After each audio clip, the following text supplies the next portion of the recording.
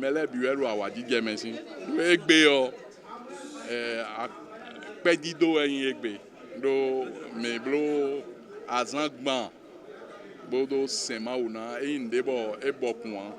me de no blanu bo nu gan wewe hole po won no ton si me chobo mi de e ka yin horon mi de suton ma wo enu na me me de le blo bo e jason bo iton do to hwe me le ka timbo e so do mi me do fidian e yin matin to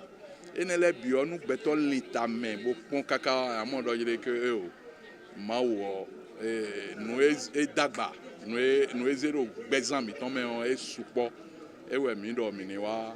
do gbe ni gbeto na fun do gan wewe me kaka je gan atome mona do ma o senwe o eyin de bo e bokun nu ma o manna me e si hublo a ewe zon bo egbe o mi no a blo prière mono do awadi jeme mono do pa nu ma o ewe mi ablo boka ze tan bo so do hodele do jile Ramadan en vone ma o maka ifide ne ma o e da Ramadan yen da sunu de koleo e kolo fine tegbe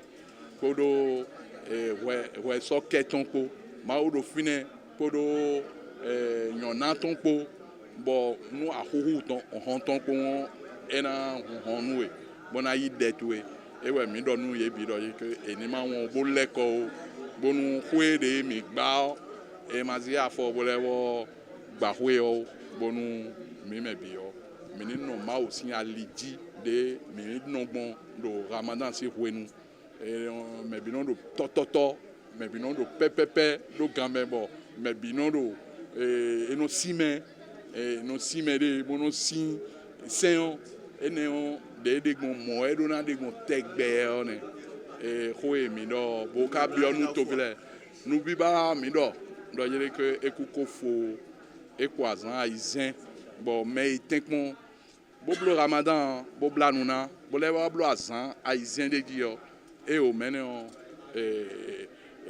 ma o na ne nyona de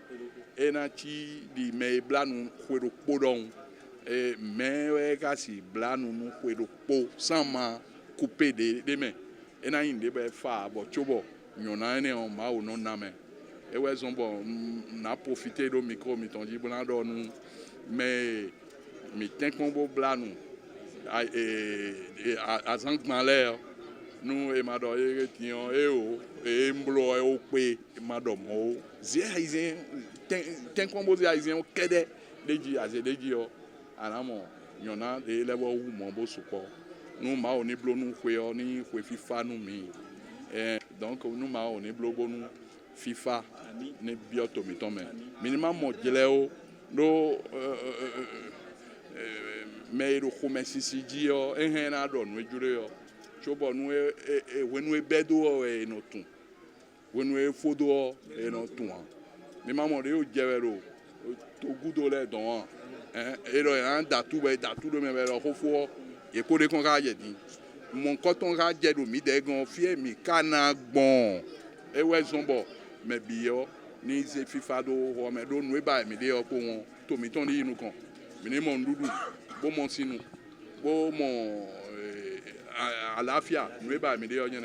mi kana biyo do mi biyo nu to mi ton bo biyo nu koton mi ton le si islam me on bi biyo nu kento nu konto dan me wede e ndo ejo mi on na biyo ni yin wan ni na biyo ni we yin mo ati egbe wan ni on ana biyo ni